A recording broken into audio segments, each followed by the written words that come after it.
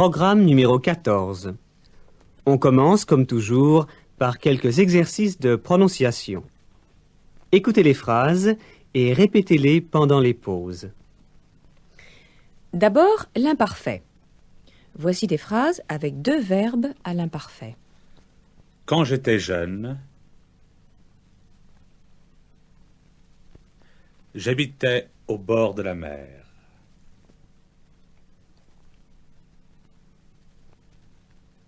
Quand j'étais jeune, j'habitais au bord de la mer.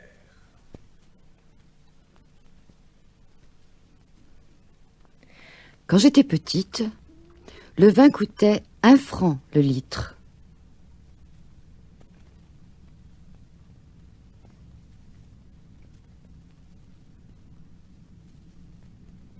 Le lait coûtait 50 centimes le litre.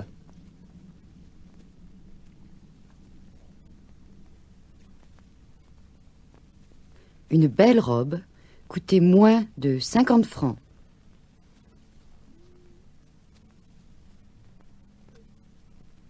Now, here are some sentences with one perfect and one imperfect. Il pleuvait quand je suis sorti.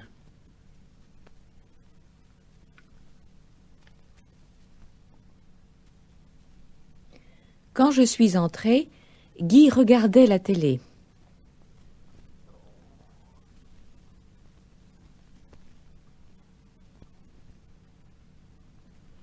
And here are some examples talking about history. Au XVIe siècle, Nantes appartenait à la Bretagne.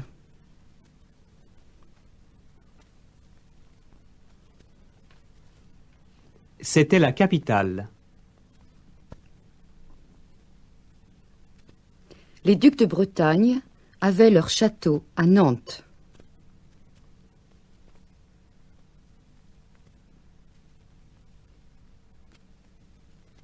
C'était une ville très très riche.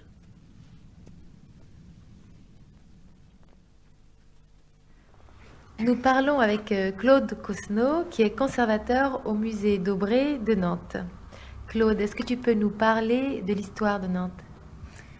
Nantes est une ville française depuis 1532. Avant, elle appartenait à la Bretagne. Elle en était la capitale. Et le château de Nantes était la résidence des ducs de Bretagne. Nantes a toujours été une ville extrêmement importante pour le commerce. Elle est en effet située au bord de la Loire et les navires venant de la mer ne peuvent pas remonter plus haut que Nantes. La Loire est navigable jusqu'à Nantes. Au XVIe siècle, le commerce se faisait principalement avec l'Espagne. Au XVIIe siècle, le commerce s'est fait avec les pays du Nord, en particulier la Hollande et les pays scandinaves. Nantes vendait toujours du sel, du vin, également des toiles et du papier. Elle achetait aux Hollandais des harengs, du bois également.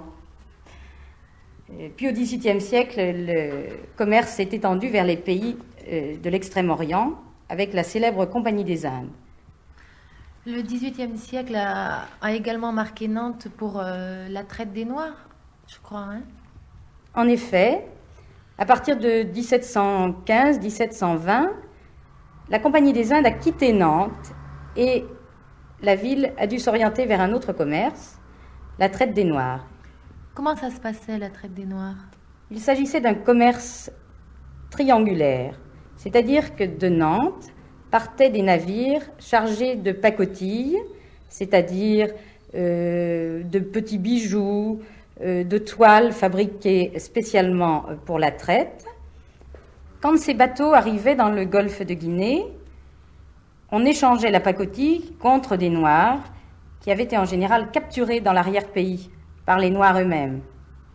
Puis, on chargeait les bateaux de Noirs, environ 350 par navire, et les navires faisaient voile vers l'ouest, ils traversaient l'Atlantique, et les esclaves étaient vendus, en particulier à l'île de Saint-Domingue, où les colons nantais possédaient d'importantes plantations. Des plantations de sucre ? Des plantations de sucre, mais également de coton. Et lorsque les esclaves étaient vendus, on chargeait à nouveau les bateaux de sucre, de coton et de bois précieux qui servaient à faire des meubles en France. La ville de Nantes a pu ainsi développer une grande industrie de raffinerie de sucre et également de fabrication d'étoffes à partir des produits importés d'Amérique. Donc, ces bateaux revenaient à Nantes chargés de bois et de coton et de sucre, et le cycle triangulaire recommençait. En effet, chaque navire pouvait faire plusieurs fois le cycle, mais les voyages étaient très longs, plusieurs mois, les dangers étaient très grands, en particulier pendant les voyages, les esclaves étaient si mal installés qu'ils étaient souvent malades, que beaucoup mouraient d'épidémies, et ces voyages n'étaient pas du tout sûrs pour les capitaines qui dirigeaient les navires. Exercice. C'est à vous de parler maintenant. Say the following things using the imperfect tense. When I was young.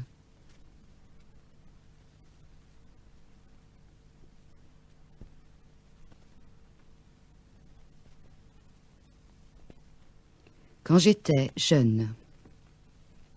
We used to live in the country.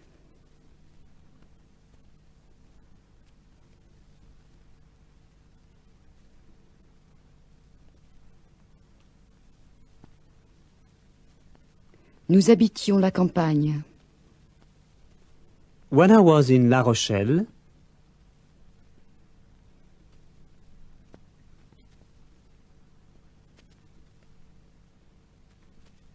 quand j'étais à La Rochelle, I used to go to the beach every day.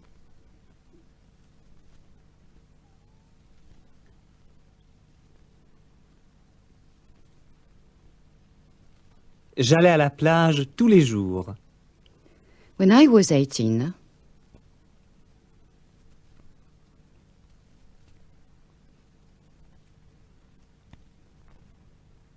quand j'avais 18 ans, I used to play tennis 3 times a week.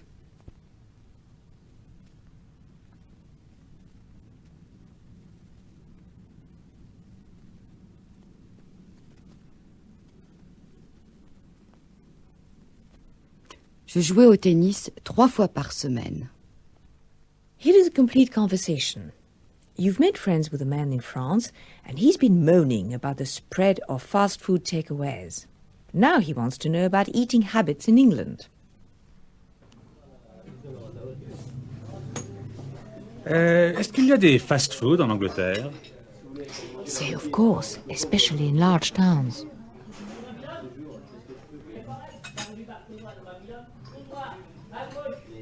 Oh, bien sûr, surtout dans les grandes villes. Alors moi, je dois vous dire que je n'aime pas beaucoup ce genre de cuisine. Tell him things have changed a lot in Britain.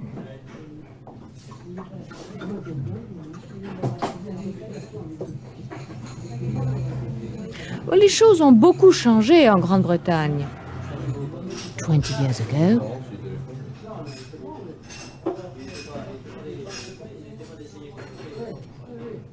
il y a 20 ans, there weren't many foreign restaurants.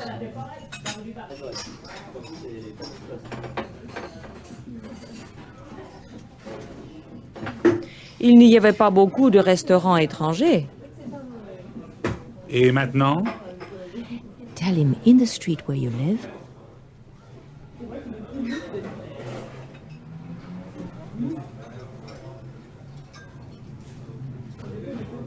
dans la rue où j'habite, there's an Italian restaurant.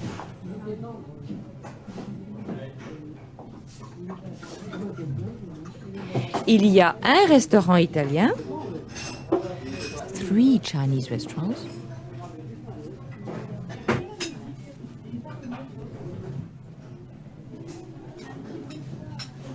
Trois restaurants chinois and a pizza house.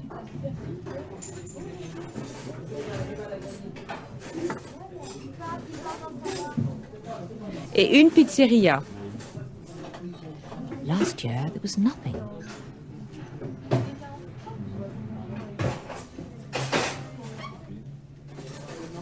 L'année dernière, il n'y avait rien. Alors, vous savez, en France, c'est plus ou moins la même chose. Oui, à ouais, Paris, il y a des restaurants vietnamiens, chinois, espagnols. Alors qu'il y a quelques années, il n'y avait que des restaurants français. Oui, ben c'est la même chose en Angleterre. Il n'y avait pas de restaurant du tout en Angleterre, c'est très simple. Alors maintenant, évidemment, il y a des Grecs...